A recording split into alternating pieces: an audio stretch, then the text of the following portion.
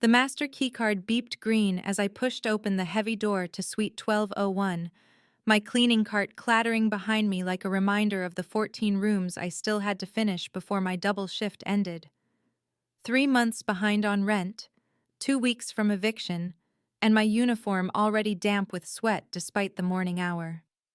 I adjusted my name tag, Elena, before entering the penthouse suite, momentarily stunned by the panoramic city views through floor-to-ceiling windows that made my studio apartment look like a storage closet in comparison. The cartwheel caught on plush cream carpet that probably cost more than my yearly salary as I navigated toward the marble bathroom, mentally calculating if the overtime would cover both electricity and my overdue student loans from the nursing program I never finished. The guests had checked in late last night according to the system, Italian name I couldn't pronounce, special instructions to restock the Cristal and Fiji water, rich people, and their specific demands. I knocked softly on the bathroom door, protocol even when guests were supposedly out, waiting 3 seconds before pushing it open. The scream caught in my throat as my cleaning caddy crashed to the floor, bottles of disinfectant rolling across marble tiles toward the unconscious woman sprawled beside the sunken tub. Blood. So much blood seeping through what looked like a Chanel dress, spreading across white marble in an ever-widening pool beneath her stomach. "Hello," I gasped. "Ma-am. Oh my God." Dropping to my knees beside her, fingers automatically seeking a pulse like muscle memory from my nursing classes. The woman was in her 50s, elegant even in unconsciousness, silver-streaked dark hair fanned around her head like a halo, Italian features that reminded me of Renaissance paintings.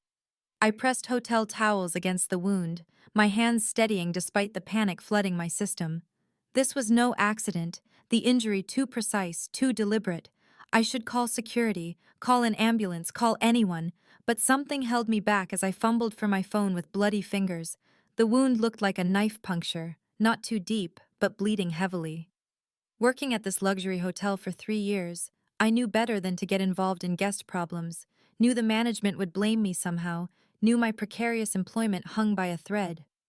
But the nurse in me, the one who had sacrificed everything to care for my dying father only to drop out with crushing debt, wouldn't let me walk away. I checked her breathing, shallow but present, her designer watch probably worth 6 months of my salary ticking steadily against her wrist. Who was she? Why was she bleeding alone in a hotel bathroom? The questions raced through my mind as I applied pressure to the wound, my heartbeat drumming in my ears as I tried to process how my ordinary morning cleaning routine had transformed into this nightmare scenario. I never imagined when I swiped my keycard that I would find myself kneeling in blood, trying to save a stranger's life, completely unaware that this moment would irreversibly change everything. And now, please stop and subscribe to my channel. Every subscriber brings me closer to 1,000, which helps me keep these stories alive and coming your way. If you're enjoying this video, don't forget to like it and drop a comment telling us where you're watching from. It's always amazing to see how far these tales travel across the world. Now let's continue. My hands trembled as I pressed another thick towel against the wound, blood quickly soaking through the plush monogrammed fabric into my skin, my mind racing between protocols and survival instincts. Call 911, call hotel security, call management, all options carrying their own risks, as I knelt on the cold marble floor beside this mysterious woman. I reached for my phone with one shaking hand while maintaining pressure with the other, but just as my fingers brushed the screen, I felt a weak grasp around my wrist, startling me enough that I nearly screamed. The woman was conscious, her eyes fluttering open. Dark brown irises clouded with pain, but somehow still commanding. "No police," she whispered, her Italian accent thick but understandable, her fingers tightening with surprising strength given her condition.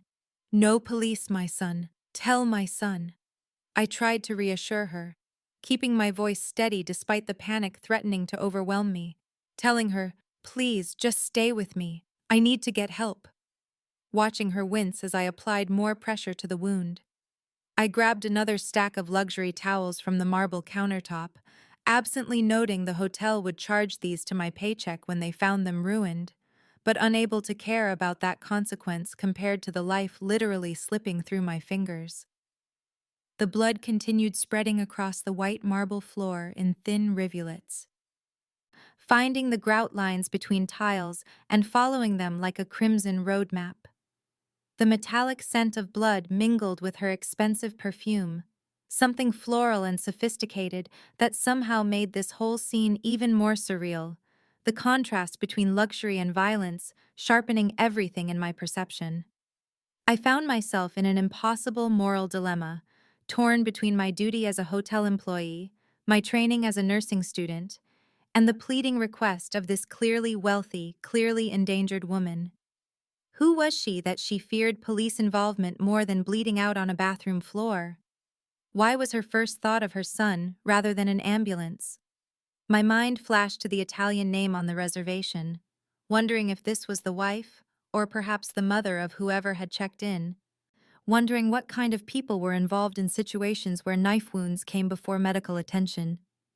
I tried to focus on the immediate problem, asking her name, telling her to stay awake while I considered my limited options. She murmured something that sounded like Sophia, her eyelids growing heavy again as she fought to maintain consciousness. I needed to decide quickly, the growing pool of blood making clear that regardless of her wishes, she needed medical attention soon. The wound seemed deliberate, not accidental, raising questions I wasn't sure I wanted answers to, but somehow finding myself already entangled in whatever dangerous situation had led to this moment. My decision would change everything, not just for her, but for me as well. As I knelt on that blood-slicked marble floor, a maid suddenly holding a life in her hands. The bathroom door flew open with such force that the handle slammed against the wall, making me flinch as I knelt beside the bleeding woman. I looked up to see a strikingly handsome man in his late 20s standing in the doorway, his tall frame silhouetted against the afternoon sunlight streaming through the suite windows. He wore a perfectly tailored charcoal suit that probably cost more than my yearly salary, his dark hair styled immaculately, his jawline sharp enough to cut glass. Behind him loomed two broad-shouldered men in black suits, their expressions impassive, but their eyes constantly scanning the room, hands positioned near the bulges under their jackets that I instantly recognized as concealed weapons. I froze, my hands still pressing the now blood-soaked towels against the woman's wound, terrified that I would be blamed for whatever had happened here. The handsome man strode into the bathroom, dropping to his knees beside me, without regard for his expensive suit pants, now soaking in the pooled blood on the marble floor. His eyes, an intense amber color that seemed almost golden in the bathroom lighting, fixed on the woman before shifting to me with such ferocity that I felt physically pinned in place. "Dante, let my mother die," he commanded, his voice dropping to a dangerous whisper that somehow carried more threat than if he had shouted, his face inches from mine as he spoke again. Who did this to her? It wasn't a question but a demand, his breath warm against my cheek as I stammered that I had just found her this way during my cleaning rounds. The tension in the suite was palpable, afternoon sunlight casting long shadows across the main room, visible through the open bathroom door, the two bodyguards now positioned strategically by the entrance and windows. The injured woman, Sophia, stirred slightly at the sound of his voice, her eyes fluttering open to focus on his face, her hand weakly reaching for him as she murmured something in Italian that made his jaw clench even tighter.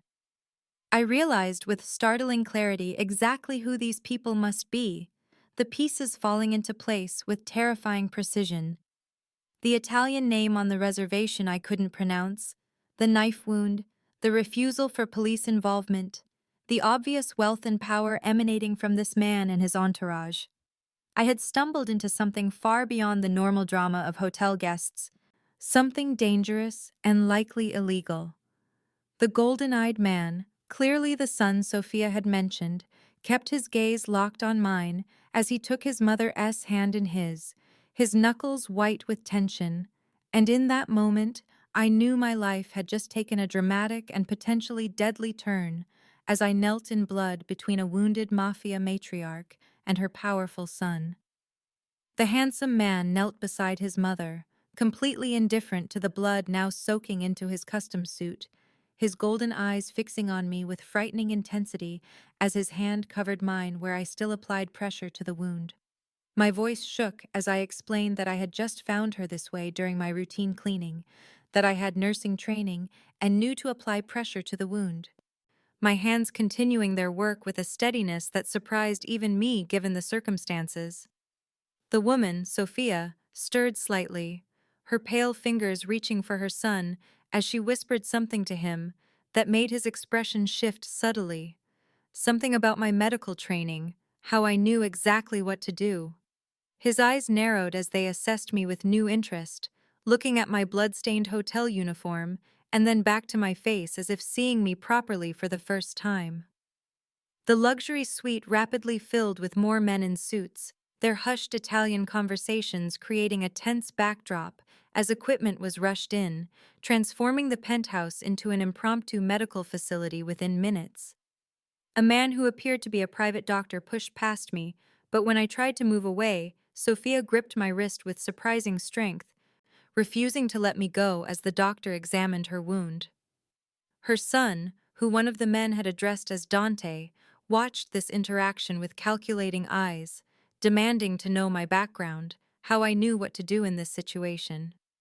I found myself explaining my 3 years of nursing school before dropping out, unable to afford the final year after draining my savings caring for my father who died of cancer anyway, leaving me with nothing but debt and a hotel maid uniform.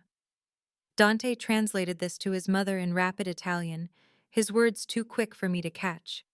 But I saw the way her eyes softened as she looked at me while the doctor administered something through a syringe. An older man in a suit different from the security team entered carrying medical bags, setting up an IV stand and monitoring equipment with practiced efficiency, barely acknowledging my presence as he worked around me, still kneeling in blood. Dante asked pointed questions about what I had seen, who had access to the room, if anyone had seemed suspicious this morning during my rounds, his tone making clear that my answers needed to be precise and truthful. I realized with growing unease that I was now involved in something far beyond my understanding, caught between my duty as a hotel employee and the dangerous world I had stumbled into simply by unlocking a door at the wrong time. Dante never took his eyes off me as his mother was carefully lifted onto a stretcher, his gaze a physical weight that promised this confrontation was only the beginning of whatever was about to unfold. The doctor arrived with a black medical bag and surgical equipment, immediately taking charge of the situation. But I found myself still holding pressure on Sophia's wound as multiple hands worked around me. When I tried to excuse myself, explaining that I needed to finish my shift, Dante moved to block the doorway, his golden eyes never leaving mine as he stated flatly that I wasn't going anywhere. The suite transformed around us, expensive furniture pushed against walls to make room for medical equipment, pristine white couches now spotted with blood as bodyguards spoke in hushed Italian into their phones. The doctor, a stern-faced man with silver hair, worked efficiently to stabilize Sophia, praising my quick actions as he administered something from a syringe that made her eyelids flutter closed. Dante watched every movement with laser focus before turning to me, explaining in a voice that left no room for argument that he wanted me to stay and help care for his mother during her recovery. I stepped back, my uniform stiff with dried blood, and listened in disbelief as he offered an impossible sum of money, more than I would make in 5 years at the hotel. "I don't want your money," I protested, feeling lightheaded from stress and the lingering smell of blood. "I could lose my job for this. The time I'm already missing from my shift would be noticed soon." Dante's expression didn't change as he countered that my job was no longer a concern, that he could arrange everything with hotel management, that his mother clearly trusted me and had responded well to my care. The doctor interjected that having someone with medical training constantly present would be beneficial, especially someone Sophia had already accepted, his words seeming to strengthen Dante's resolve as he moved closer to me, his height forcing me to tilt my head back to maintain eye contact. I was struck again by how handsome he was, despite the dangerous aura surrounding him. His sculpted features and confident stance, making it clear he was accustomed to getting exactly what he wanted. Two more men entered carrying medical monitors and IV stands, navigating around the modern art pieces and crystal vases that now seemed absurdly out of place in what had become a makeshift hospital room. I knew I should refuse, should insist on leaving, but something in Sophia's peaceful expression, as she slept under sedation, made me hesitate. Dante sensed my wavering and pressed his advantage, explaining that his mother rarely trusted anyone, that her accepting my help was significant, adding that he would ensure my safety and compensate me generously.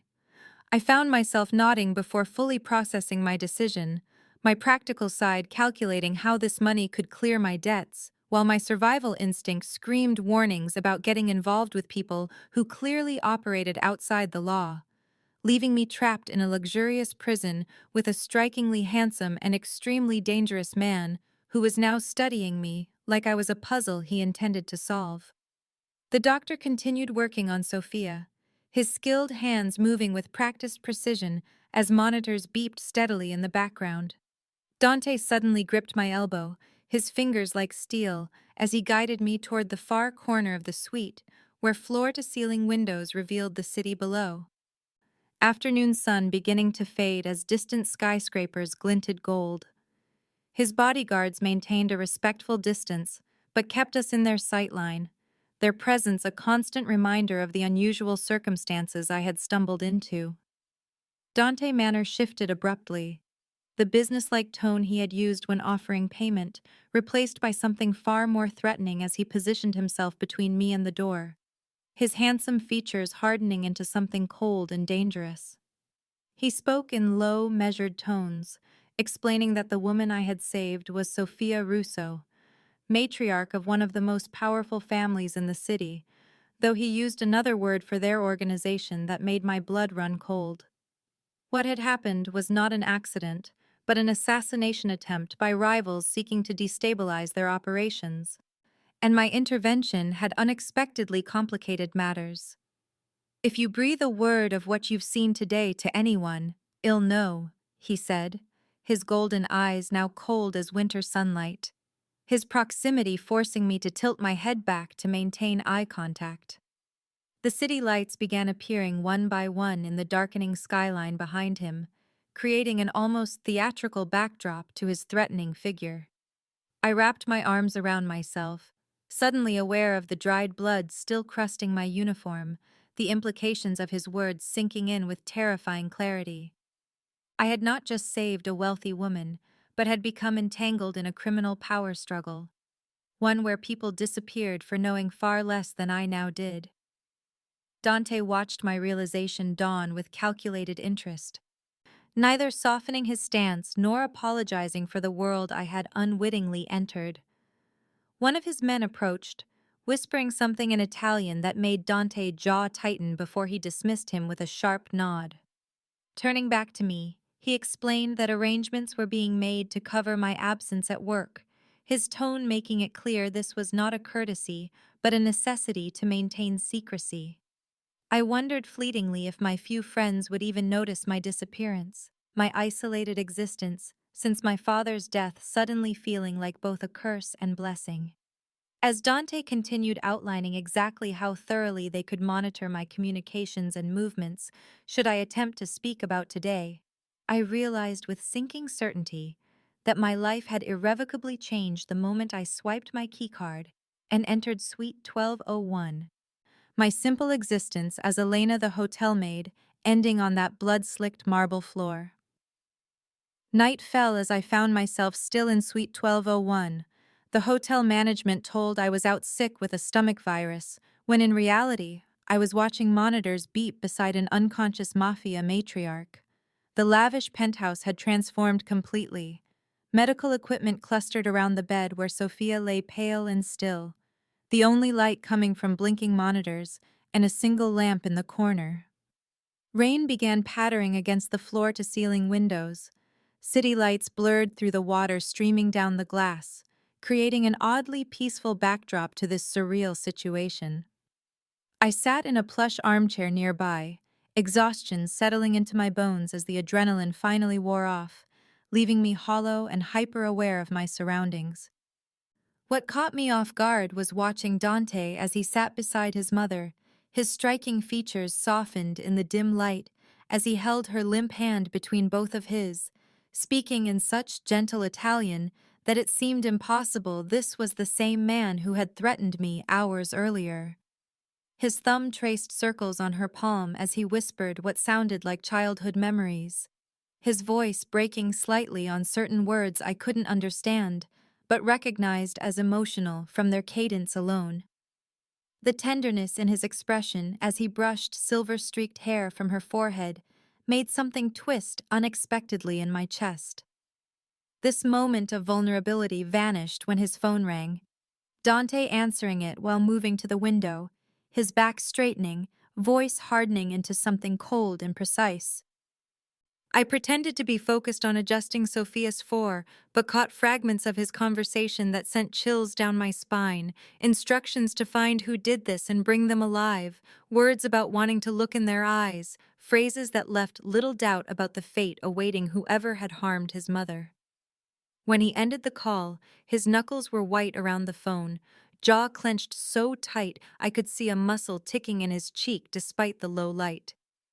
The contrast between the gentle son and ruthless crime boss, existing in the same strikingly handsome body, created a dissonance I couldn't reconcile, leaving me both frightened and inexplicably intrigued. When he caught me watching him, our eyes locked across the darkened suite, the steady rhythm of the rain creating a strange intimacy in the space between us. I looked away first, busying myself with checking Sophia's vitals, but could feel his gaze lingering on my profile, assessing, calculating. The doctor had left hours ago with instructions to call if anything changed, leaving me as the primary caretaker despite my protests about my limited training.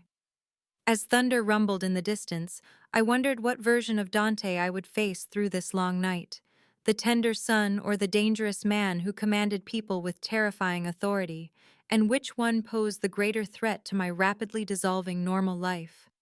Morning light streamed through the massive windows, casting golden rectangles across the makeshift medical area and softening the clinical atmosphere of monitors and IV stands. I hadn't meant to doze off in the armchair, but exhaustion had finally claimed me sometime before dawn. Sophia stirred as I checked her vitals, her color much improved, dark eyes flickering open with new clarity as she reached for my hand. Her voice was stronger as she asked my name again, nodding as if confirming something to herself when I answered. "I was a nurse once," she confided, her Italian accent wrapping around the words, "long before I married into the family, before I became a Russo."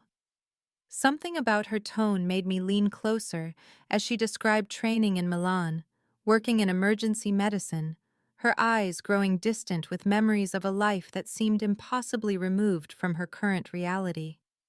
I found myself sharing my own story in return, the words spilling out about my 3 years of nursing school, how I had to drop out when my father was diagnosed with stage 4 pancreatic cancer, using my tuition money for his treatments that ultimately failed anyway, leaving me with nothing but crushing medical debt and a half-completed education. Sophia's grip tightened on mine as I explained my job at the hotel, the constant struggle to make minimum payments, the apartment I could barely afford. "We are more alike than you think," she murmured, her gaze drifting toward the doorway where I suddenly noticed Dante standing, his tall frame leaning against the jamb, watching our interaction with those intense golden eyes that seemed to miss nothing. He had changed clothes, now wearing a charcoal sweater that emphasized the breadth of his shoulders, still every inch the powerful, dangerous man I had met yesterday, despite the more casual attire.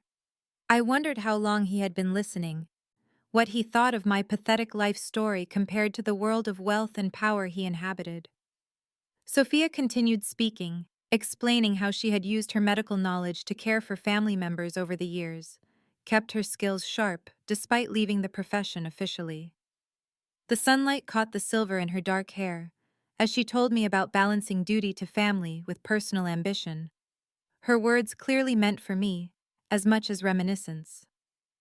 I noticed Dante shift slightly in the doorway, something unreadable crossing his strikingly handsome features as his mother spoke of choices and consequences, and finding unexpected paths. For the first time since entering Suite 1201, I felt something beyond fear or obligation, a strange connection to this elegant, dangerous woman who had once stood where I now did, at a crossroads between worlds, making choices that would define everything that followed. The monitors beeped steadily in the background, a rhythmic reminder of how quickly life could change, how fragile the boundary was between ordinary and extraordinary, and how completely I had already crossed that line. The calm morning shattered as the unmistakable sound of gunfire erupted from somewhere outside the hotel, distant at first, then rapidly approaching. One moment I was adjusting Sophia's 4, the next, absolute chaos as Dante's men burst into the suite, weapons drawn, shouting orders in rapid Italian. Dante was beside his mother instantly, his expression hardening into something cold and lethal as he snapped commands to his team. A hidden panel in the bookshelf slid open, revealing a concealed room I never would have noticed. Without hesitation, I disconnected Sophia's 4 from the stand, clamped the tube, and helped Dante lift her from the bed, supporting her weight against my shoulder as we moved toward the hidden entrance. She was surprisingly light, her body still weak from blood loss, but her eyes were alert and focused despite the pain. When one of Dante's men tried to take over, I firmly pushed past him, explaining that moving her incorrectly could reopen the wound, my nursing training overriding my fear as I coordinated our movements through the narrow passage. The panic room sealed behind us with a pneumatic hiss, plunging us into darkness for 3 terrifying seconds before emergency lighting activated, revealing a windowless space lined with surveillance monitors showing every corridor of the hotel. Dante's golden eyes found mine across Sophia's body as we settled her onto a medical cot already prepared in the corner, something unreadable in his expression as he assessed my calm efficiency under pressure. "You are either very brave or very foolish," he said, his voice low enough that only I could hear, the grudging respect in his tone catching me off guard. I continued checking Sophia's vitals, refusing to be intimidated despite the tension thick in the air, as his men monitored the screens showing armed figures moving through the hotel corridors. Sophia grasped my hand, whispering that few people surprised her son, her knowing glance between us making my cheeks flush despite the circumstances. Dante conferred with his security team, his striking profile highlighted by the blue glow of monitors, looking impossibly handsome even in crisis. His composure absolute as he issued orders about defensive positions and evacuation routes. I realized with startling clarity that I was now completely entangled in whatever dangerous power struggle had led to Sophia's stabbing, no longer an accidental witness, but an active participant sheltering in a secret room with the leaders of a crime family under attack. The clinical part of my brain focused on Sophia's medical needs, while another part observed how naturally Dante commanded his men, how they deferred to him without question, despite many being twice his age, how the dangerous energy radiating from his tall frame seemed to fill the confined space. When his eyes met mine again across the room, something passed between us that I couldn't name but felt with unsettling intensity, a recognition that whatever happened next, we were now irrevocably connected by the choices made in the chaos of the last 24 hours. The surveillance monitors showed Dante men securing the hotel corridors, the immediate threat contained enough that he left the panic room to coordinate the response personally, closing the heavy door behind him with instructions to keep it sealed until his return. Alone with Sophia in the confined space, the steady beeping of medical equipment suddenly seemed louder, the forced intimacy of our situation unavoidable as she gestured for me to sit closer. Her eyes, so like her son's in shape though darker in color, fixed on mine with unexpected intensity as she took my hand in hers. I was not at the hotel by accident, she confessed, her voice barely above a whisper despite our solitude.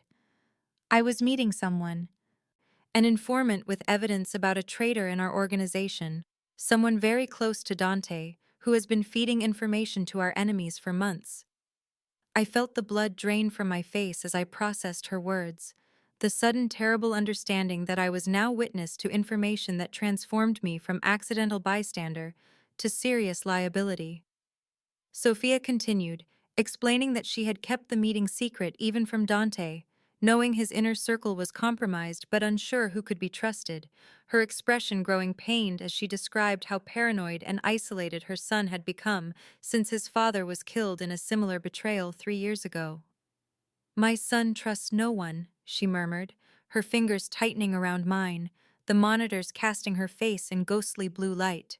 Not since they murdered Antonio in front of him, not since he had to take control of our family at 25 and prove himself twice as ruthless to maintain respect. "But he might listen to you," she added, something calculating entering her gaze as it swept over me. "You saved my life without knowing who I was, without agenda, and he sees that. He watches you when you aren't looking." The implications of her words made my head spin. The realization that I was being pulled deeper into their dangerous world with each passing minute, each new piece of information, making it more impossible to simply walk away when this was over. I wanted to protest that I was nobody, just a hotel maid with failed nursing ambitions and crushing debt. But the certainty in Sophia's eyes as she studied me made the words die in my throat. She named the suspected traitor, a man called Marco, who had been like an uncle to Dante since childhood, describing evidence the informant had promised would confirm his betrayal before she was attacked. The weight of this knowledge settled on my shoulders like a physical burden, understanding now that I possessed information others would kill to obtain or suppress. The close quarters of the panic room suddenly felt suffocating, the awareness that I had crossed an invisible line from which there was no return, making my heart race despite my outward calm. When the heavy door eventually opened again, revealing Dante, tall frame silhouetted against the light, Sophia squeezed my hand one final time in silent conspiracy before releasing it, her message clear. Hours after the attack subsided, we returned to the main suite, now crawling with Dante's security, conducting sweeps for surveillance devices. I was checking Sophia's bandages when I heard his voice cut through the room, cold and dangerous, asking what exactly I was doing. I turned to find him holding my phone, his golden eyes narrowed with fury as he stalked toward me, demanding to know who I was really working for. The accusation struck me like a physical blow, the sudden shift from grudging respect to suspicion making me acutely aware of how precarious my position truly was. The living area fell silent, his men pausing their work to watch the confrontation unfold. The tension so thick it felt hard to breathe as Dante circled me like a predator, listing all the reasons my presence was too convenient, my skills too useful, my story too perfect. I felt something snap inside me, fear transforming into indignation as I straightened my spine and met his gaze directly, refusing to cower despite my thundering heart. "If I wanted to betray you, I would have let her die on that bathroom floor," I stated, my voice steadier than I expected, refusing to break eye contact with this strikingly handsome man who held my fate in his hands. I explained I had only reached for my phone to check the time, having lost track after hours in the windowless panic room.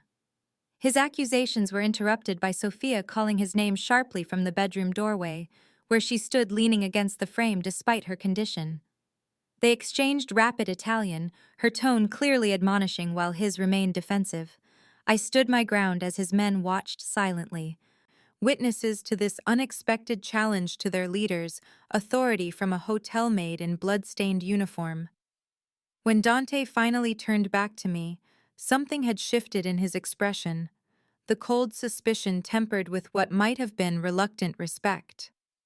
He handed my phone back without a word, the brush of his fingers against mine sending an inexplicable shiver up my arm despite the circumstances.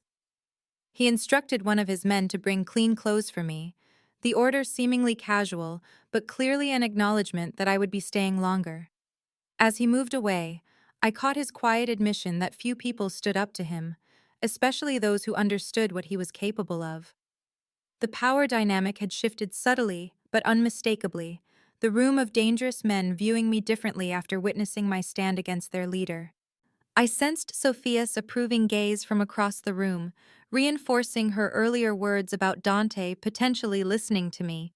I had never considered myself particularly brave, my life defined by practicality and survival rather than courage. But something about this impossible situation had revealed a strength I hadn't recognized in myself. Later, as I changed into the designer clothes provided, I caught my reflection in the bathroom mirror, hardly recognizing the woman staring back at me, wondering what other aspects of myself remained undiscovered, waiting for the right catalyst to emerge. The days blurred together in Suite 1201, my world shrinking to the rituals of checking vitals and changing bandages until I barely remembered my life before finding Sophia bleeding on marble tile. By the third night, Dante investigation had transformed the study into a war room, documents and surveillance photos covering every surface as he hunted for the person responsible for his mother's attack. I had wandered in past midnight to retrieve a glass of water, finding him alone hunched over the desk, a single lamp casting his strikingly handsome profile in dramatic shadow as he studied papers spread before him. I hadn't meant to look, knew better than to involve myself further, but a photograph caught my eye. The same man Sophia had named as the suspected traitor, Marco, standing outside a warehouse. When Dante noticed my presence, I blurted out an observation before I could stop myself, pointing to the timestamp on the surveillance photo and asking why Marco claimed to be with Dante at their downtown office when this image clearly showed him across town meeting with unknown men, the date matching exactly when Sophia had been arranging to meet her informant. The silence that followed my words felt dangerous, Dante's golden eyes widening slightly before narrowing with renewed suspicion as he demanded to know why I would help them, what possible motivation I could have for risking myself further in matters that didn't concern me. I had no good answer, no logical explanation for inserting myself into a dangerous investigation that could only increase my liability. I could only shrug and admit that Sophia had been kind to me, that I had started something by saving her life and now felt compelled to see it through, my voice trailing off as I realized how inadequate these reasons sounded against the backdrop of potential murder and betrayal. Dante studied me with unsettling intensity in the lamp-lit study, shadows emphasizing the sharp angles of his face, the documents between us containing secrets that could get us both killed. His expression shifted subtly as he processed my observation about the timeline discrepancy, anger and something like pain flashing across his features at this evidence against a man he had apparently trusted implicitly. He motioned for me to sit opposite him, pushing certain papers toward me, asking if I noticed anything else, his voice carefully neutral, despite the tension radiating from his tall frame. I found myself leaning forward, drawn into the puzzle despite every instinct warning me to walk away, my exhausted brain finding connections between dates and locations that seemed to confirm Sophia's suspicions about the traitor in their midst.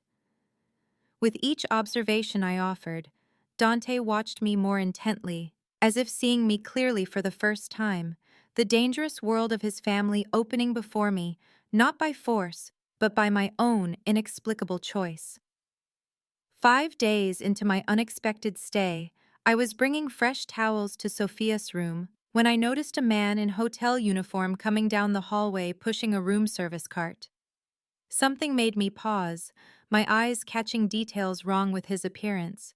The uniform shirt a slightly different shade than regulation, the name tag positioned incorrectly on the left instead of right, his shoes black dress shoes rather than the non-slip service shoes required for all food handlers. Instinct, rather than thought, made me drop the towels and rush back into the suite, finding Dante at his laptop in the living area, Words tumbling out about the fake uniform, the approaching cart, the warning dying on my lips as the door burst open behind me. Everything happened in terrible slow motion, Dante's eyes widening as he registered my warning, his body already moving toward me as men poured into the suite with weapons drawn. I found myself shoved behind him as gunfire erupted, chaos exploding around us as his security team engaged the attackers.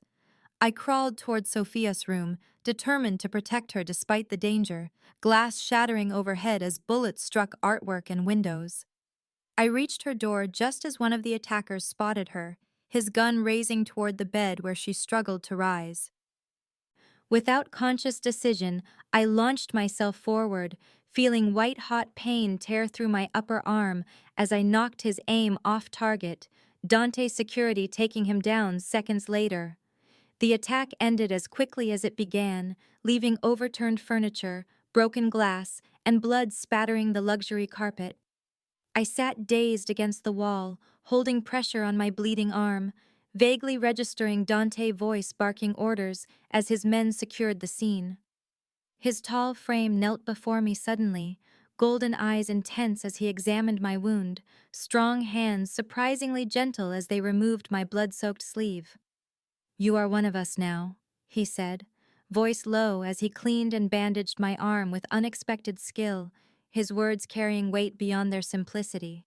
I had crossed a line, transformed from reluctant witness to active participant, choosing to risk myself for his family when I could have hidden or fled. Dawn light began breaking through the shattered windows, casting rose-gold light across the chaotic scene as Dante helped me to my feet, his hand lingering on my uninjured arm longer than necessary. Something fundamental had shifted between us, his strikingly handsome face softer as he looked at me, the suspicion replaced by something more complex, more dangerous in its own way. Sophia watched us from her bed where a bodyguard had shielded her during the attack, her knowing expression making heat rise to my cheeks despite the pain and fear still coursing through my system. I had stepped fully into their world now, not by force, but by choice. The blood staining my borrowed clothes, physical proof of my allegiance to a family I barely knew, but had somehow become irrevocably bound to. A week after the attack, with Sophia's strength returning daily, and Marco in Dante's custody after his betrayal was confirmed, I stood by the repaired windows watching morning light spill across the city below. The suite had been restored to its original luxury, all signs of violence erased except for the sling supporting my injured arm and the memories I couldn't erase. I sensed Dante's presence before I saw him, turning to find him watching me from across the sunlit living area, his tall frame silhouetted against the brightness, his striking features contemplative. He moved toward me with that confident grace that seemed effortless, despite the weight of responsibilities he carried, stopping close enough that I could catch the subtle scent of his cologne. "Sophia is recovering well," he said, his golden eyes studying my face. "Soon she will no longer need your care." I nodded, understanding what he wasn't saying, that my purpose here was coming to an end, my time in this dangerous but seductive world drawing to a close. He surprised me by placing an envelope on the table beside us, explaining in that low, commanding voice that it contained payment for my services and silence, enough to clear my debts entirely with significant amount remaining. "You are free to return to your life," he stated, his expression carefully neutral, as he added that he would ensure my position at the hotel remained secure if that's what I wanted, or could arrange better employment elsewhere. "What would you do with freedom if your bills were paid?" he asked, watching me carefully, his question carrying layers of meaning beyond the surface. I looked toward the bedroom where Sophia slept peacefully, thinking of the woman who had once stood where I now did, making choices that defined her existence. The money would solve my immediate problems, allow me to finish my nursing degree, create the stable life I'd always thought I wanted. Yet something held me back from taking the envelope. Some recognition that returning to my old life would feel hollow now that I'd glimpsed something else, something dangerous but vibrantly alive. I remembered Sophia's words about choices and consequences, about finding unexpected paths, about the similarities between us that transcended our different worlds. I thought about the moment I decided to protect her during the attack, rather than save myself, about the strange sense of belonging I'd found in this suite that had never existed in my tiny apartment with its past due notices and empty refrigerator. I turned to face Dante fully, taking in his handsome features, the intensity that radiated from him even in stillness, the complexity I'd glimpsed beneath his dangerous exterior, knowing my answer would irrevocably alter whatever future awaited me. I placed the envelope back on the table, meeting Dante's golden eyes with newfound confidence as I explained that I would stay, but on my own terms, not as an employee, but as an ally with specific conditions. Surprise flickered across his strikingly handsome face, quickly replaced by what might have been admiration as I outlined my requirements, voice steady despite my racing heart. I wanted to complete my nursing degree, to work legitimately within his family businesses in a medical capacity, to maintain some independence while still being part of whatever this world offered. Sophia appeared in the bedroom doorway, leaning against the frame with knowing eyes as she watched our negotiation, her smile approving as Dante considered my terms with the seriousness he would give any business proposition. The suite had returned to its original luxury, no trace remaining of the violence and chaos that had transformed it over the past week, yet I saw it with entirely new eyes now, recognizing it as just one small part of the complex world I was choosing to enter. Something shifted in Dante's expression as he accepted my conditions, a vulnerability appearing briefly beneath the controlled exterior as he moved closer, admitting that few people surprised him anymore.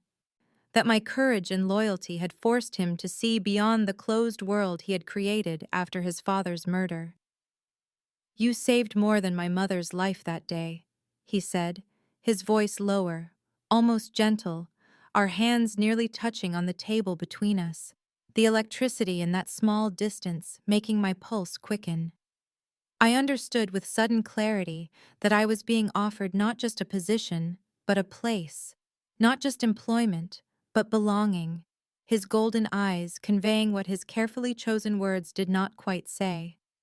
Sophia's security team arrived to escort her to their permanent residence, the time in the hotel suite coming to its natural conclusion as she embraced me with surprising strength, whispering her approval of my decision in Italian-accented English. As I watched the efficient preparation for departure, I marveled at how completely my life had transformed in just 9 days.